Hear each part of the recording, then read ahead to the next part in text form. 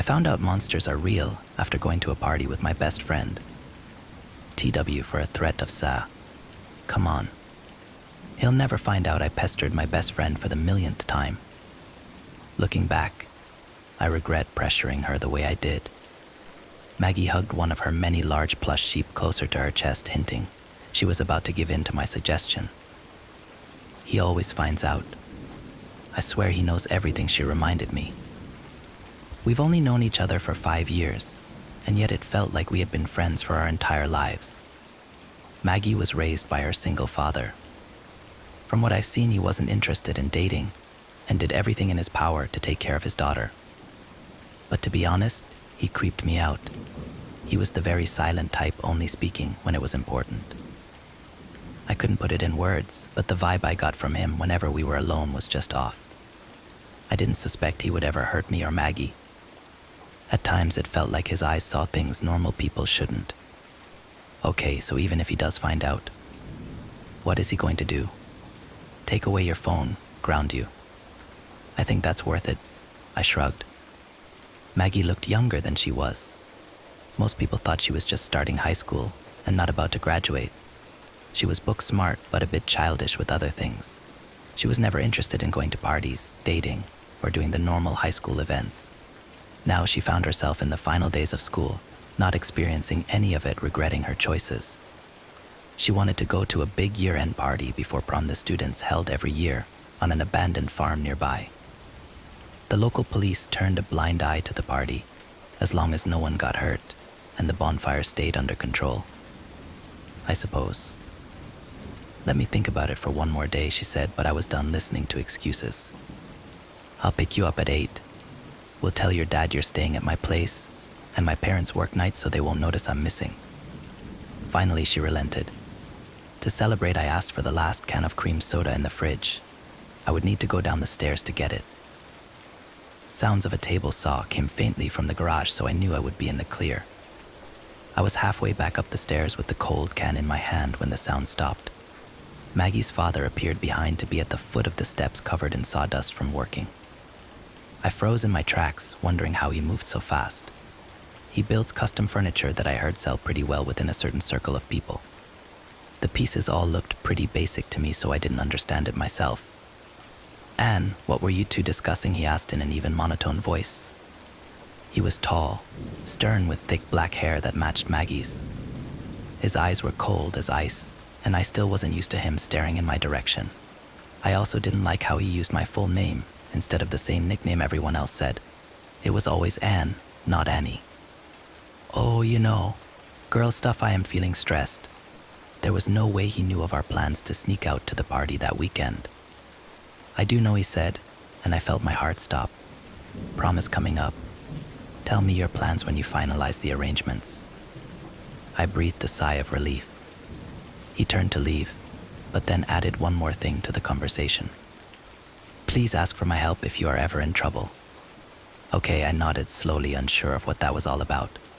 I watched him leave, a bit confused over the interaction. The rest of the night was fairly normal. We talked about how the party might go, then the last few assignments of the year, and finally a small mention of prom. I've had a few people ask me out, but I refused them.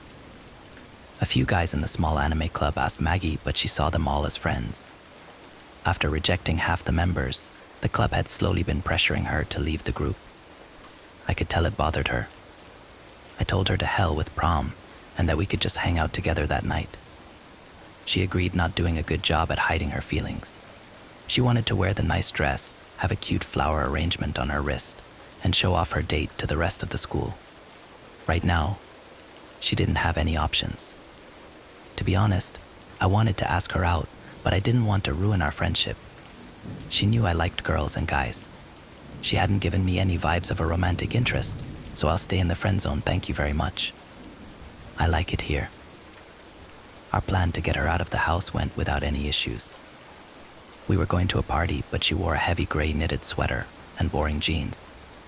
I dressed up a little in a bright hot pink top, a thrifted leather jacket, and some torn jeans that made them look expensive. Maggie was always smarter than me. I never considered my outfit may cause some suspicion. We were on the front porch heading down the stairs when her father stepped out the front door, his arms crossed. We froze, convinced we had been caught. "Are you girls going somewhere tonight?" he pressed. He never raised his voice, but he could make a drill sergeant sweat. "We're going to the movies before studying." "I'm going to fatten her up with overpriced popcorn," I commented, trying to sound convincing. "That is not what you told me," he replied. I half expected him to order Maggie back into the house. Instead, he pulled out his wallet and handed over a few bills. "The movies are expensive. Any drinking tonight?" he asked point blank. Maggie gasped, pretending to be offended at the suggestion. I shook my head, feeling a little guilty for taking the money and lying straight to his face. "Call me if you need anything." I promised we would. Under his watchful gaze, we walked down the driveway to my beat-up truck. Only when we couldn't see our house, we relaxed. "I think we're in the clear," I commented after a few minutes. Her phone hadn't started to ring from her father demanding we turn around. A worried expression came over her face, causing me to slow down. I almost pulled over by how uncomfortable she looked. "I feel a little guilty," Maggie explained. No matter how I felt about the man, he had busted his ass raising her on his own without a single complaint. However, I don't think Maggie was a good person, because she felt like she owed it to him. She was just born with a gentle soul. "We can turn back," I offered. "No, we'll go for an hour or so, get bored, and then actually go to the movie," she decided for us. I agreed. I bet we would get bored faster than that. I had no plans to drink because I was the driver and Maggie wasn't the kind of person who wanted to get blackout drunk. Aside from chatting with friends, there wouldn't be much to do at this party. We arrived after the sunset with the event already in full swing. Someone hooked up speaks, blaring terrible-sounding dance music that was just constant beats and nothing else. A massive bonfire had been started with students dancing around it, drinks in hand. I saw a few people I assumed to be older siblings of the students here, or people who had already graduated but refusing to let go of their youth. A few of my other friends ambushed me when we arrived. I made sure to always have Maggie in my line of sight as I chatted with a rotating group of classmates. She had found someone from her club to talk with. A red plastic cup was handed to her, which she politely accepted. The crowd grew denser. Soon I stopped being able to watch Maggie to only get glimpses of her every few minutes. I hate myself for getting distracted and not keeping a better eye on her. While a friend was talking to me about his prom date, I realized I hadn't checked in on her for at least 10 minutes. Normally I wasn't so overprotective. A bad feeling in my gut made me take out my phone to text her. No response. My friend noticed I was getting worried and asked what was wrong. I questioned him if he had seen Maggie, and he shook his head. I tried calling her only to have it drop 2 rings in. That was odd. The next call didn't even connect. Did she turn off her phone? No, she wouldn't do that. I excused myself to squeeze through the crowd looking for her. I would never forgive myself if something happened. Fear started to rise into my throat, no matter how hard I pushed it down. I raised my voice over the music, asking any familiar face if they had seen my friend. Most shook their head, but one pointed in the direction of where the cars were parked by the woods. I wasted no time racing over there, calling out her name. I had no explanation for why I grew so frantic so quickly. I just knew something was wrong. I ran between all the cars, stopping near my truck in case she had gone over there for a break from the crowds. By sheer chance, I spotted a few figures slip between the trees into the darkness. My heart sank when I realized they were dragging something. No, someone. If it wasn't my friend, those bastards were going to hurt someone else. I took off after them, not thinking clearly. I had my phone in my hand, ready to call the police depending on what I saw. I should have called them first. A burst of pain came to my face as something slammed hard against my nose. I cried out, falling to the ground and seeing stars. Some fucker just punched me in the face. He had been waiting behind a tree for me to run close enough. The person tried to grab my arm and I lashed out. A swift kick landed hard between his legs. Blood dripped from my nose and my eyes adjusted to the darkness too late. A powerful arm wrapped around my neck from behind. No matter how hard I kicked and screamed, I couldn't get free. The person was twice my size and double my weight. "Stop screaming, or I'll take it out on your friend," a cold voice said. I stopped struggling long enough to process what was going on. There were 3 of them. The guy holding me, the one on the ground groaning in pain, and the person who spoke holding a long threatening knife at his side. Maggie was on the ground, passed out, most likely from the drink she had been handed. I recognized the guy I kicked to be the someone from our anime club. The one with the knife took a second to recognize. He was 3 years older than us. I vaguely remember him getting kicked out of school for something but wasn't sure what. Based on the size of the 3rd guy, he must be from the football team. If you touch her, I'll rip off your fucking face, I hissed, a white-hot rage overtaking the fear for a second. Oh, that's a fun idea, he replied, his dark eyes giving off no hits of emotion. He took a few steps closer, the knife reflecting off the moonlight. This guy was just not right. A single glance could tell you that. I found myself pressing my body against the person holding me back, trying to stay away from the calmest person in the group. I was going to see how many cuts it took to kill someone and then hand her over to these 2. But taking off someone's face sounds interesting. I did not want to find out if the threat was valid or him just trying to be edgy. I kicked out my foot trying to knock the knife from his hand. He stepped back just in time to avoid it. The arm around my neck held on tighter until I saw lights flicker at the corner of my vision. Finally, he let go but kept hold of my upper arm. If I could, I would have ripped all 3 of them apart with my bare hands. I cursed the fact I had all this rage trapped in such a small body. You're joking, right? I just wanted to have a good time, not kill anyone, the other one spoke up, recovering from the kick. His leader looked over him, his expression never changed. In one swift motion, he brought down the knife, slicing off a piece of his lackey's ear. He stood in shock as blood poured down the side of his face, then started to scream. His hands flew up over the wound, getting soaked in an instant. The football player looked as scared as I felt. He was bigger, but he didn't think he could stand up to the psycho in front of us. The knife was raised in my direction, dead eyes landing on mine. I'll let you pick. What's coming off first? Nose or an ear, he said, hand steady. Sweat dripped down the base of my neck as I considered the choices. I could live without an ear. Are those easy to stitch back on? My eye caught my phone on the ground. It dropped when I got hit. If only I called the cops when I had the chance. Ear, I finally said. He nodded and turned away. To my horror, he started towards Maggie. My body went into fight mode again. I scratched, screamed, kicked, and did everything to get away to stop him. The football player was just too strong, but I did do some damage. My stomach flipped in fear as time slowed down. I couldn't do anything but scream the words that could save us. Please help, I yelled so loud the words tore my throat, and the sound echoed through the trees. The sound was so loud it even made him stop for a moment to double-check if anyone from the party heard. They hadn't. Someone else had.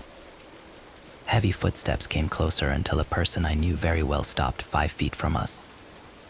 I stared dumbfounded at who it was. Mr. Walker, I asked, voice weak. I never would have expected to see Maggie's father out in these woods. His ice-cold eyes carefully studied each person, then stopped at his daughter passed out on the forest floor. Did they do anything to her, he asked, his voice so calm it scared me. I shook my head, thanking God I arrived fast enough. He accepted the answer and then met eyes with the ringleader of the small pack. After comparing the 2, I decided I was more afraid of Mr. Walker. He had an unhuman coldness the other man lacked. She's right. We didn't do anything. How about you take them and we don't talk about tonight? I would hate to call my father for a misunderstanding. He raised his hands and let the knife drop to the ground. His voice sounded annoyed, and it was the first hint of emotion I heard from him. I wanted to get the hell out of here. Mr. Walker was unarmed. Who knows what other weapons these 3 may have hidden? I assumed we would grab Maggie and leave. I greatly underestimated how angry a father could get and ignored signs over the past 5 years, hinting there was something very, very different about the man standing in front of us. Mr. Walker's head slightly moved to the right, and the bleeding groupie was launched into the forest so fast I didn't register the movement at first. A confused look came over the ringleader's face as his head moved, expecting to see the groupie still there. Mr. Walker twitched his head upwards, never taking his eyes off his main target. The football player yelped as he was lifted into the air by an invisible force, disappearing into the trees. The screams turned into a garbled mess, then cut as several loud cracking sounds echoed through the darkness. It was my turn to scream when a waterfall of blood came pouring down, soaking the leader from head to toe. He jolted back, losing all his composure. In a pathetic display, he tripped over his own feet in panic to get away. Sobs started at the same time as the pleas for his life then demanded to know what was going on. Mr. Walker took a step forward. The leader's left leg twisted like a dish rag. He screeched, body twitching in pain. Another step destroyed his right arm. In a flash, there was nothing left but explosion of fleshy pulp. No matter how gruesome the sight was, I couldn't bring myself to look away. Even with his injuries, he was able to drag himself along, tears freely flowing down his face, washing away some blood. Mr. Walker let him crawl along the rough forest floor, leaving a trail of blood behind. Even if he got away from the monsters so close by, he was a goner from his injuries. Somehow he knew that. He still wanted to get some last words in. The person trying to be a monster easily cracked when he came across a real one. "What are you?" he whispered, sounding like a child.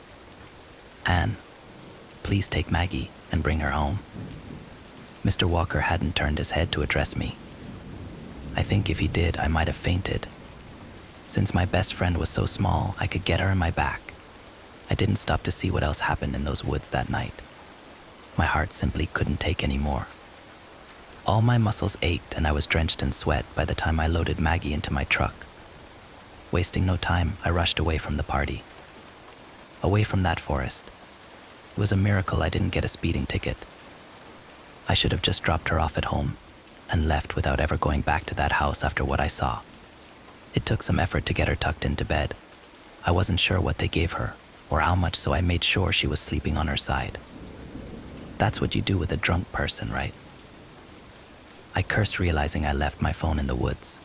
I should have gone home. It just didn't feel right to leave my best friend in such a vulnerable state. I stayed in her room all night, watching over her. Bored out of my mind, I found myself looking around her room, staring at the items on the shelves. I never realized until then how many interests of ours we have because of each other. She had a book series I had just gotten into because she recommended them, and she owned DVD box sets of shows I had suggested to her. Monster father or not, it would hurt if I had to lose my best friend because of tonight. Near dawn, the front door opened. My body tensed up, hearing footsteps come up the stairs. My heart beat hard in my chest as the door opened a crack, a set of cold eyes staring into the room. "Wash your face," Mr. Walker told me, and closed the door. I had rubbed away the blood but didn't properly wash it away. I waited to hear him go down the hallway into his room before heading to the bathroom. My phone had been placed on the side of the sink. Was her father angry? I did take her to the party. If he could do that to those guys without raising a hand, what could he do to me? Did he want to make sure Maggie was being looked after before dealing out the punishment? I decided not to wait to find out. Silently, I crept down the stairs, slowly heading to the door, not hearing him behind me. My body tense as I took the first steps outside, moments away from freedom.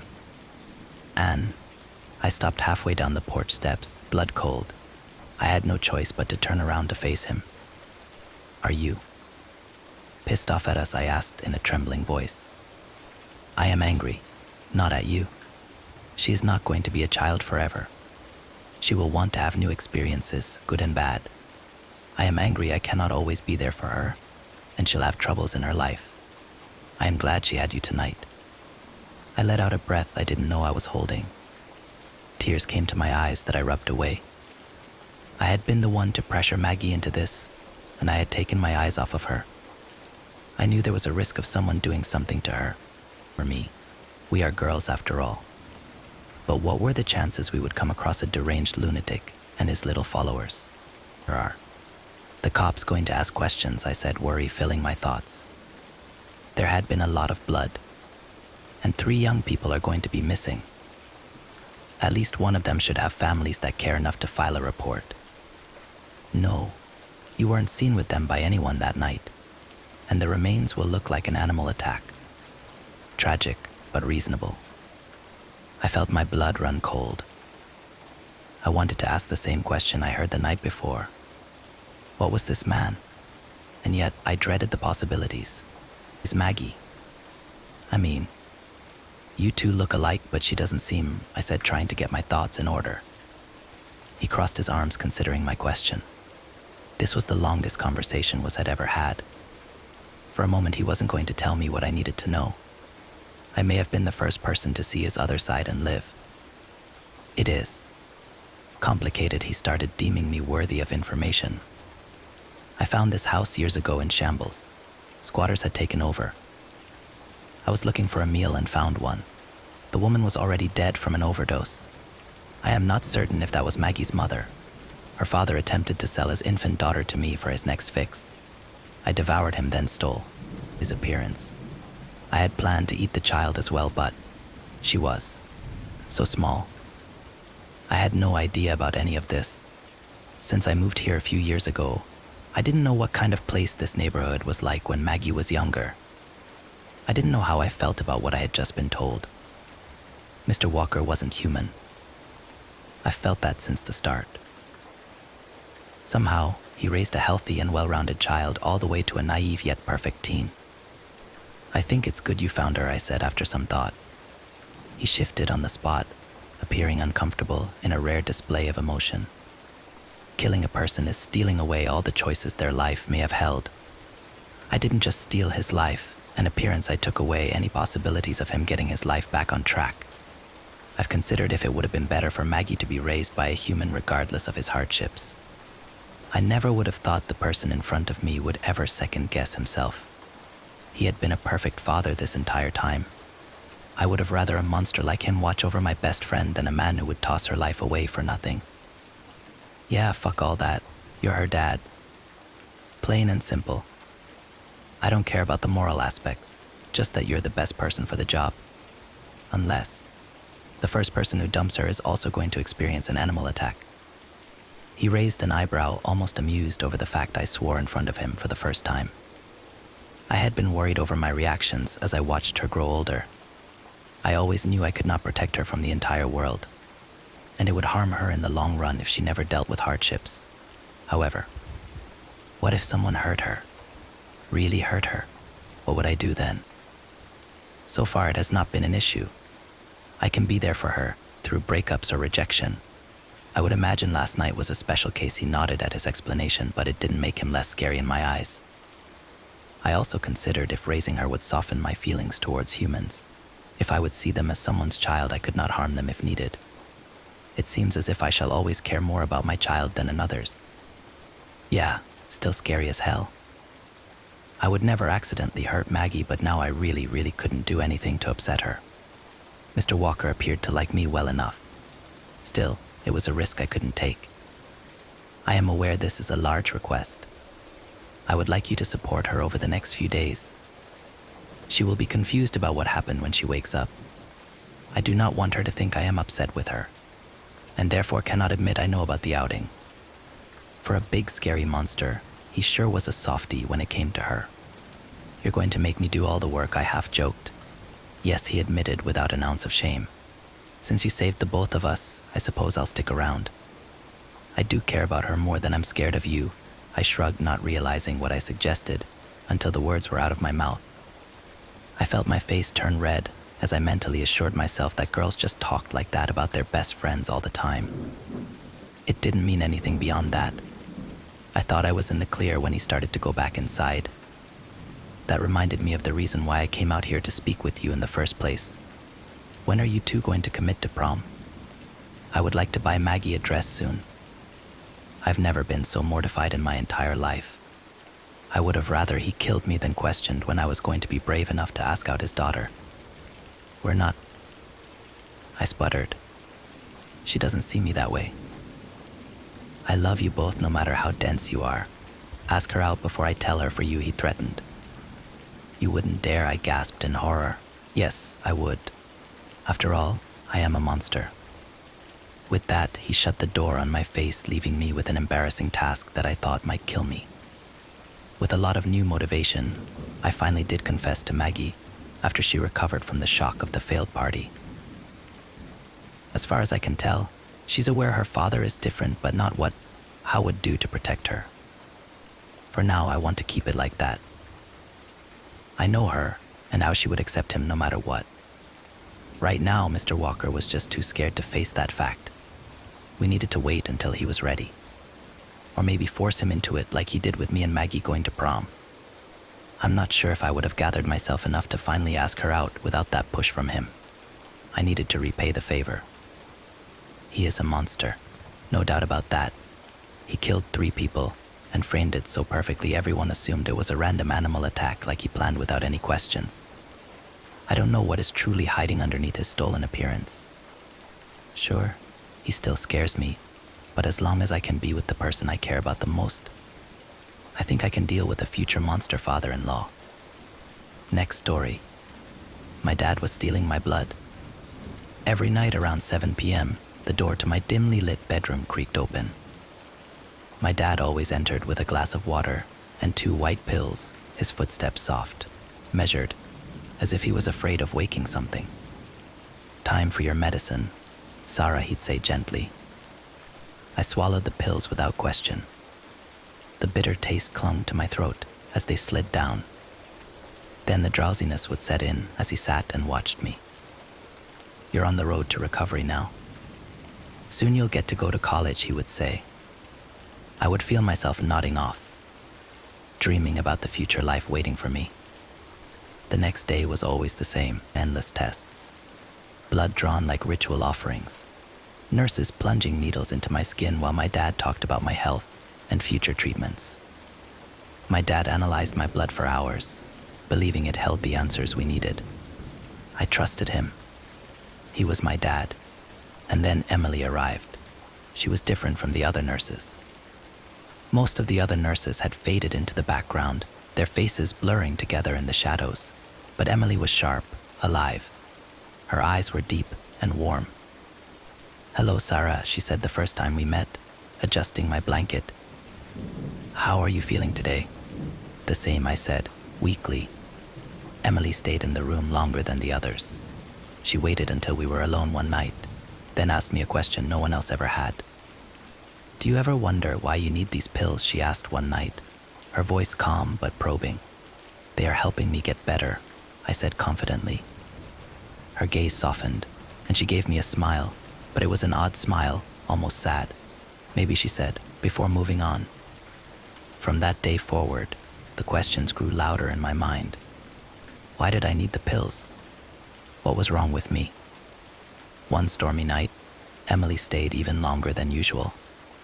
Thunder rumbled in the distance, rain drumming furiously against the window. There was an odd calmness inside. It almost felt like the house itself was holding its breath. Sarah, Emily whispered, leaning closer to me, her face more intense than ever. You're not sick. You've never been sick. What? My dad says I would die without my treatments. He's lying to you, she snapped back, her voice almost a whisper, but still urgent. He's keeping you weak, keeping you from remembering. Remembering what I asked, confused. What you are, Emily replied, her face grim. You're not human, Sarah. I opened my mouth to respond, but a creak from the hallway froze us both. Margaret, my oldest nurse, stepped into the room, her usual bad mood visible across her face. Your shift ended an hour ago, she hissed at Emily. Her eyes darted between us, cold and calculating. It's time for you to go. Emily stood tall, her shoulders squared up towards Margaret. Sarah deserves the truth.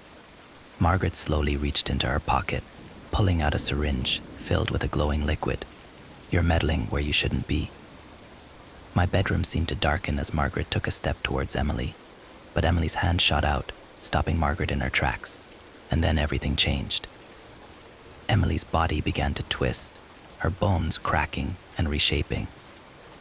Her skin rippled as her form expanded. Her once human face distorted into something monstrous, both hulking and terrifying. Long claws sprouted from her hands, and her teeth, now sharp and glinting in the dim light. Her eyes remained locked on Margaret with an intensity that chilled me to the core.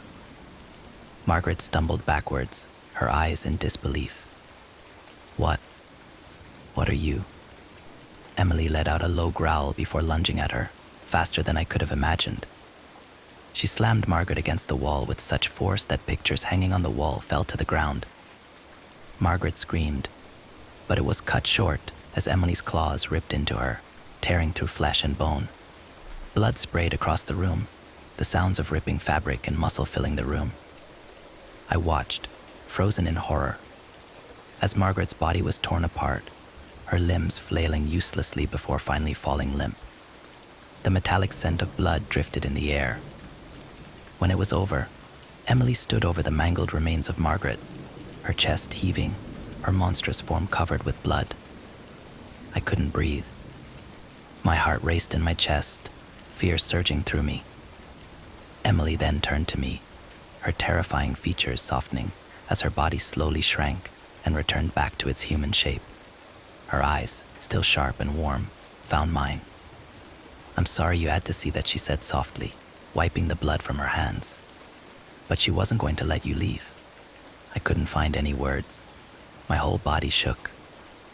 "I know you're scared," Emily continued, stepping closer, her voice gentler now. "But you need to know the truth. You're yokai Sarah. That's why Edison has been giving you those pills, drawing your blood.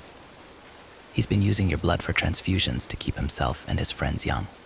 "Yokai?" I asked. "We're not from here. You must trust me." The world tilted. My mind was reeling. Yokai? My dad was stealing my blood. Nothing made sense, and yet it felt right, like a piece of a puzzle finally clicking into place. "Edison's not your real father. You were taken from your real family in Japan," Emily continued, pulling a small wooden charm from her pocket. It was a small raccoon, intricately carved from dark wood. "I have been searching for you ever since." As soon as I looked at the charm, memories I didn't know I had flooded back. I was running through forests and changing into anything I could imagine. "You are Tanuki, and I am Kitsune." "I am Tanuki." She nodded. "May. We are both yokai. You must remember." "Feel it," she said. "We have been great friends since we came to being. I was there the day Edison's company kidnapped you from our home in Hokkaido." Emily held up her left arm and pulled up her sleeve, revealing a deep, jagged scar. "They almost got me too," she said. My hands trembled as I clutched the edge of the bed, gasping for air. Emily knelt beside me, her expression soft but serious. "It's time to go, Sarah. He'll come for you soon. I don't know what tools he has at his disposal." I nodded, my mind still swimming in confusion and fear. But beneath it all, something else stirred, something powerful, something ancient. Emily offered me her hand, and though my heart was pounding, I grabbed it. I could feel the strength returning to my body, strength I didn't know I had. She helped pull me up out of the bed. We stepped out through the window into the night together, leaving the only life I knew behind. I knew it would take time to remember my life before captivity. The storm outside was raging, but I wasn't afraid. I was something else, something more.